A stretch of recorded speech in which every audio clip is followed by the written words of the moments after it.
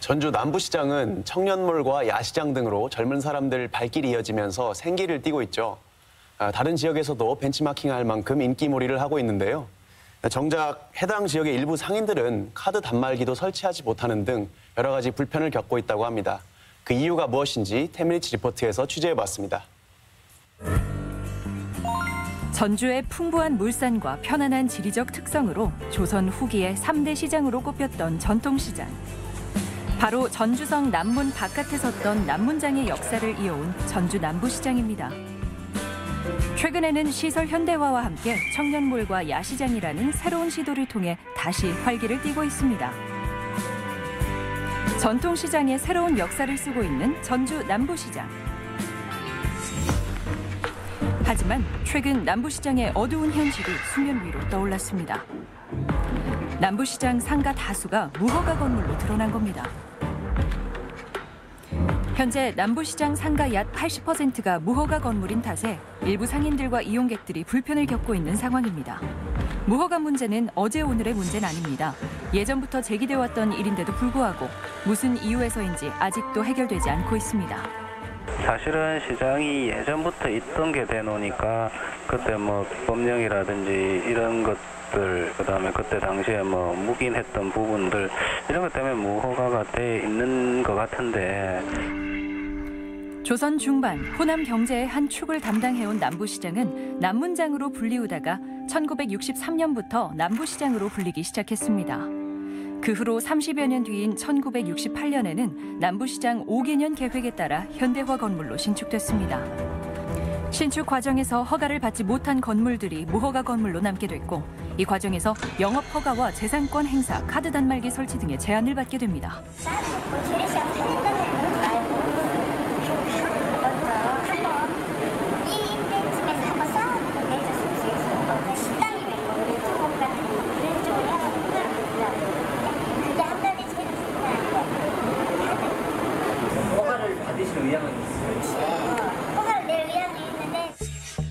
카드 사용은 물론이고 휴대폰 QR코드 결제 방식이 도입되고 있는 요즘.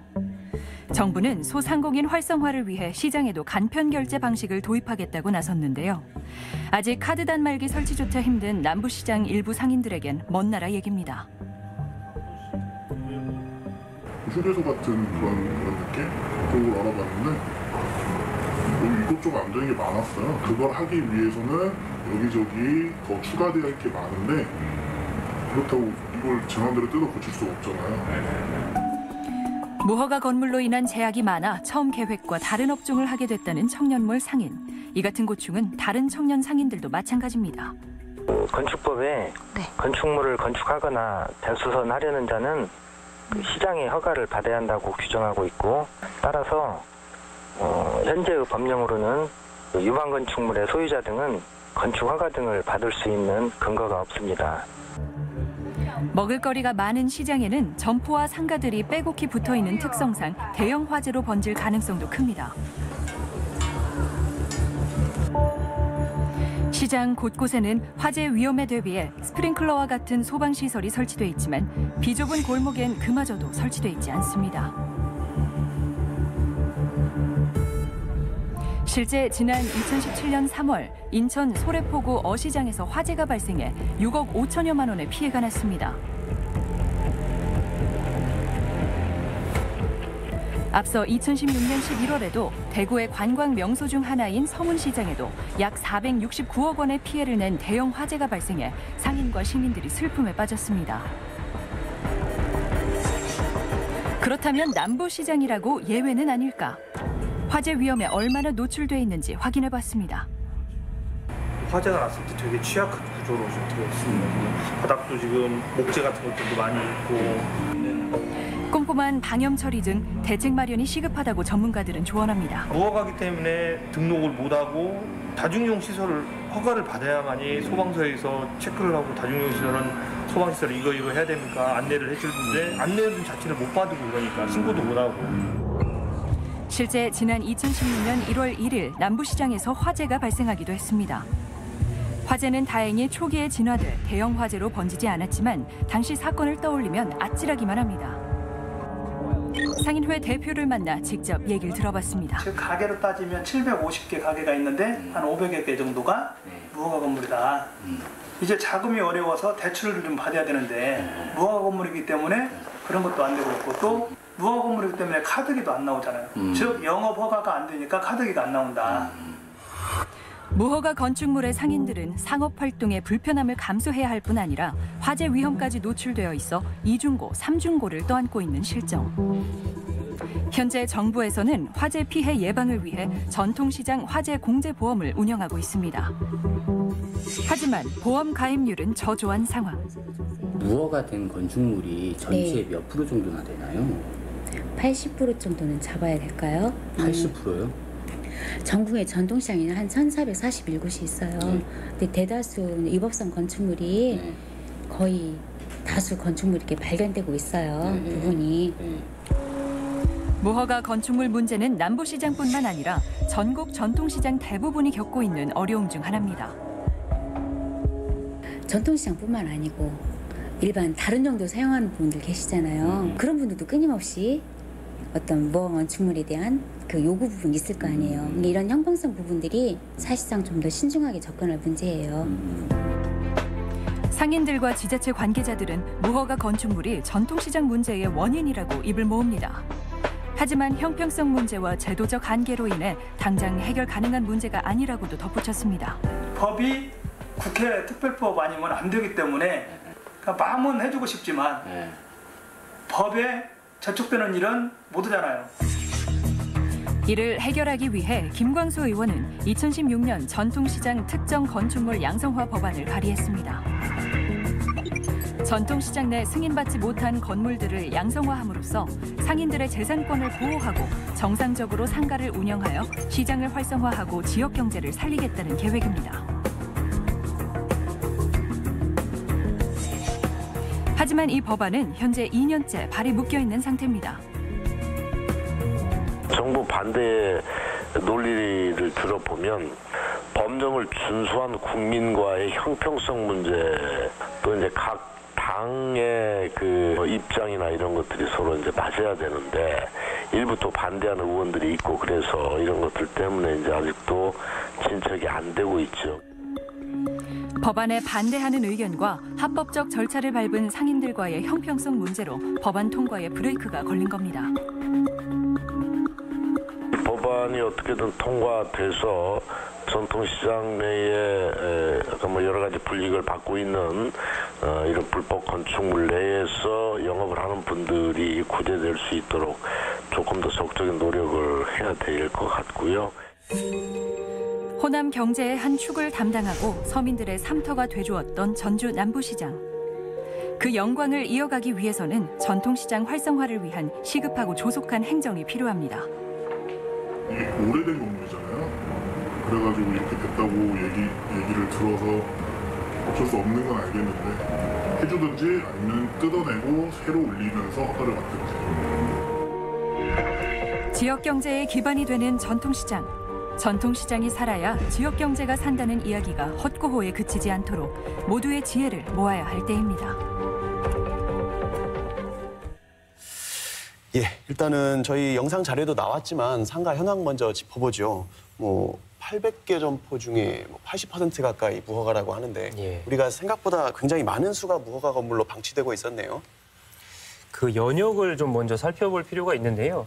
무허가 건물로 남게 된 주된 원인이 1968년에 전주시가 남부시장 5개년 계획에 의해서 기존의 구 장옥이라고 하죠. 조선시대부터 양 길가에 이제 점포들이 쭉 늘어선 걸 이제 장옥이라고 했는데요. 그 장옥을 철거를 하고 현대화 건물을 신축을 하면서 7천여 평의 대지 위에 약 800개 점포를 번영회와 상인들에게 분양을 했습니다. 그런데 이 과정에서 행정상의 실수로 건물 중에 상당수 동이 대지 위치가 건축 전 위치와 완공 후 위치가 맞지를 않아가지고 준공검사가 추인이 안 되는 문제가 발생을 했습니다. 당시 공무원이 징계를 받기도 하고 이런 문제가 이제 이 현 사태의 시발점이 되었는데요. 그 당시 60년대나 70년대 초반에 무허가 건물의 어떤 법적 문제점에 대한 인식 자체가 그 당시엔 좀 부족했기 때문에 행정적으로 이 문제를 적극적으로 해결하고자 하는 시도가 없었습니다. 그 이후로 몇십 년의 시간이 흘러서 현재까지 오다 보니까 법적 문제는 더욱더 복잡해졌고 현재 75%가량에 이르는 무허가 건물이 방치되고 있는 상황에 이른 겁니다. 예. 무허가 건물이다 보니까 제대로 된 재산권 행사를 하실 수가 없어요. 예를 들면은 내가 가지고 있는 이 점포를 어려운 시기에는 담보대출도 받으실 수 있고 또 사정이 생겨서 매매하거나 하는 거래도 해야 되고 뭐 중소상인에게 주어지는 여러 가지 지원 문제라든가 이런 문제에서 사실상 거의 제외되기 마련이거든요. 그러다 보니까 평생을 그곳에서 당신이 노력해서 일궈온 만큼 제대로 된 어떤 그 대가가 주어지지 않는다는 게 가장 큰 문제인 것 같더라고요. 네. 그 청년몰 같은 경우는 정부나 또 전주시에서도 예산을 지원해서 리모델링 자금도 이렇게 지원해주고 그런 행정적인 지원이 있었는데 정작 또 다른 면에서는 행정이 이렇게 지원을 하지 않고 방관하고 있다는 얘기가 되네요. 또 지원은 막대한 예산이 투여되고 있고 그것을 벤치마킹한다 아니면 전국적으로 홍보를 한다 하면서 도대체 무허가 건물에 이렇게 투자하고 지원하고 또 홍보하는 것이 이게 맞는 건가 이런 생각이 들더라고요. 아마 오늘 다른 패널도 못 나오신 이유가 이 문제가 정말 쾌도난만하죠. 단칼에 이렇게 모든 걸 정리해버리는 그런 비책이 안 보이기 때문이기도 하겠고 그리고 이 문제를 이제 햇볕에 노출시킬수록 좀 답이 없다 이런 생각들이신 것 같아요. 그런데 무허가 시설은 제대로 된 그 뭐 음식점 또 식당의 어떤 등록을 하기가 참 어렵습니다. 그래서 실제로 남부시장 내에 있는 영업 중인 식당 중에는 제대로 어떤 요식업 등록을 안 한 상태에서 운영을 하시는 분들이 계시는데 만약 이렇다라면 위생관리감독에서 제외가 되는 거거든요. 식품위생법에 의해서 일정한 시설 기준을 충족을 해야 그에 대해서 영업 허가가 나오게 되고 영업 허가가 나온 음식점에 대해서 관련 행정부처에서 그리고 관리감독 기관에서 그에 대한 위생관리라든지 이런 걸 하도록 쭉 순차적인 규정을 두고 있는데 그러니까 증개축을 하면 건축법에 위배되는 상황이 발생을 하고 증개축을 하지 않으면 식품위생법에 문제가 된다든지 아니면 뭐 사업자 등록을 하지 않게 돼서 무허가 영업을 하게 된다든지 이런 어떻게 보면 딜레마에 빠지게 되는 문제가 계속적으로 발생을 하는 것 같습니다. 이 특별법이 정말 통과되면 우리 남부시장을 포함해서 이런 복잡하게 얽힌 문제들이 다 해결될 수 있는 겁니까? 어떤 법적 한계들을 넘어서서? 이 특별조치법안의 존재가 사실 이 전통시장의 무허가 상태를 해결하기 위한 필요한 요소인 것은 분명합니다. 그런데 특별조치법안의 존재만을 이유로 해서 다 해결될 수 있다. 이것으로만으로 충분하냐라는 거는 조금 그렇지 않다라고 답변을 드릴 수밖에 없을 것 같은데요. 일단 특별조치법안의 내용을 보더라도 일단은 일정한 요건이 충족이 돼야 됩니다. 모든 걸 조건 없이 양성화를 시켜주겠다는 법안은 아니기 때문에 그러한 조건에는 시설 기준도 해당이 될 수 있고요. 소방과 관련된 안전 기준도 해당이 됩니다. 기존의 이와 같은 시도가 사실 오히려 아이러니하게도 상인들의 반발에 의해서 무산된 적도 있었는데요. 그 이유는 뭐냐면 아까 말씀드린 바와 같이 기존에 체납된 과태료나 이행강제금이 완전히 해결될 것을 전제로 하고 있기 때문에 상인들의 금전적 부담이 상당합니다. 그렇기 때문에 이 특별조치법안이 정상적으로 통과가 된다고 하더라도 양성화를 정말 적극적으로 상인들이 나서서 신청을 할 것이냐라는 부분이 일단은 조금 기대하기 어려운 요소가 분명히 있는 것 같습니다. 예. 의아한 것이 기존의 축사나 주거용 건축물에 대해서는 한시적 양성화 법안이 많이 시행이 됐잖아요. 근데 유독 이렇게 전통시장에 대해서만 양성화 법안이 잘 시행이 되지 않는 이유가 무엇인지 좀 궁금하네요. 권리관계가 복잡하게 얽혀서 그런 문제 아닐까요? 네. 보통 단독주택이나 거주용 목적 같은 경우는 중간에 사고 팔고 좀 어려움이 있지만 현재 거주자가 언제부터 점유해서 사용했느냐 뭐 그걸 증빙하면 대체로 양성화되고 뭐 이런 정도일 텐데 상가는 뭐 어디서부터 어디까 실제적인 아까 벌써 준공검사 안 나왔던 것도 일치하지 않기 때문에 생긴 문제인데 그 위에서 거듭 문제들이 쌓여온 거잖아요. 이걸 해결하는 것이 사실은 쉽지가 않아 보이고 현재 권리를 갖고 있는 분들이 자기 권리를 최종적으로 확정받을 때 어느 정도 면적이 줄어들 수도 있고 양보가 자기 재산권이 줄어드는 거기 때문에 그런 중첩적인 어떤 타협들이 시도돼야 될 것 같습니다. 교수님 말씀하신 바와 같이 그 문제를 해결하기 위해서 워낙 복잡하게 얽혀있는 문제이기 때문에 그만큼 인력적인 부분이나 자금적인 부분에 대해서 굉장히 많은 투입량이 필요할 겁니다. 실제로 그런 점을 이제 정부에서도 잘 알고 있기 때문에 전통시장 부분에 있어서의 이런 특별조치법의 통과나 아니면 이걸 직접 인허가 문제에 있어서 손을 대는 거를 좀 꺼리는 측면이 분명히 있는 것 같습니다. 이 전통시장에 대한 양성화 법안이 통과가 되면 전통시장뿐만이 아니라 전통시장을 제외한 나머지 무허가 건축물에 대해서도 평등권을 주장을 하면서 그렇죠. 양성화 압박이 지나치게 심해질 것 아니냐라는 우려도 있거든요. 형평성 논란 때문에 좀 쉽지 않다. 근데 그 부분도 뭐 하나의 뭐 이유는 될 수 있습니다만 사실 그런 부분이 전통시장이 갖고 있는 문제의 심각성을 생각을 한다면 사실 단순히 그 이유만으로 손을 대지 않는 것은 조금 부적절하다고 보이고요. 사실은 전통시장 활성화에 대한 예산이 남부시장 같은 경우에도 2003년도부터 2016년도까지인가요? 거의 170억 원이 넘는 예산이 지원이 됐고 또 최근 뭐 2, 3년간에 50억의 어떤 사업의 이름으로 남부시장에 또 50억 원이 지원이 됐습니다. 그러면 결코 작은 금액이 아니기 때문에 이런 인허가 문제, 그러니까 행정적인 문제, 법적인 문제에 어떤 사각지대에는 놓여 있다 하더라도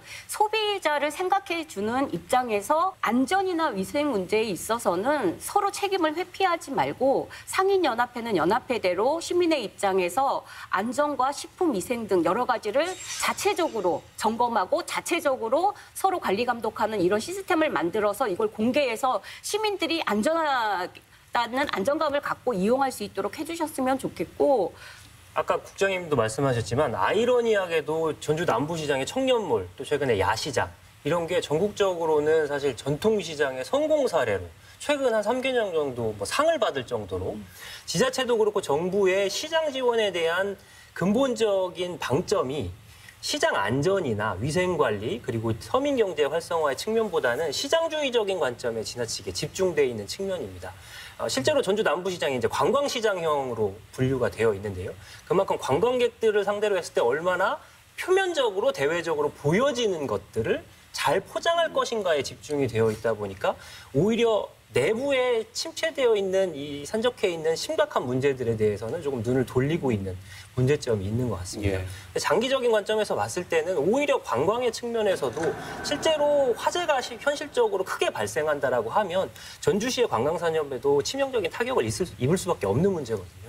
그런 측면에 비추어보면 시민들의 안전의 측면이나 재산권 보호의 측면에서 조금 더 전향적으로 지원 사업에 그 지원 포인트를 정부가 그리고 지방자치단체가 잘 고민해볼 필요가 있는 것 같습니다. 겉으로 보이는 성과에 열연할 것이 아니고 좀 더 내실을 기하는 쪽으로 행정이 신경을 써줬으면 좋겠다. 이런 말씀이신 것 같습니다. 이런 사안 같은 경우는 정말 현실이 법과 사이가 정말 멀리 떨어져 있는 사건이잖아요. 그런데 물론 소상공인 보호뿐만이 아니고 앞으로 전주시가 도시재생 사업을 해나가는 데 있어서도 이 문제는 반드시 해결을 하고 넘어가야 하는 사안 같습니다. 그래서 어려운 문제라고 해서 수수방관하고 있을 것이 아니고 좀 적극적인 행정과 정치의 역할이 요구되는 사안 아닌가 싶습니다. 예, 오늘 말씀 잘 들었습니다. 감사합니다. 지난 9월 3일 20대 국회 후반기 첫 정기국회가 100일간의 대장정에 돌입했습니다. 전북의 미래가 달려있다고 해도 과언이 아닐 정도로 이번 정기국회는 그 어느 해보다 중요한데요. 오늘 심도 깊게 이야기 나누어본 전북의 현안 사업들, 이번 정기국회 때 예산 문제들이 꼭 해결되길 바라는 마음으로 오늘 이슈 옥탑은 마치겠습니다. 감사합니다.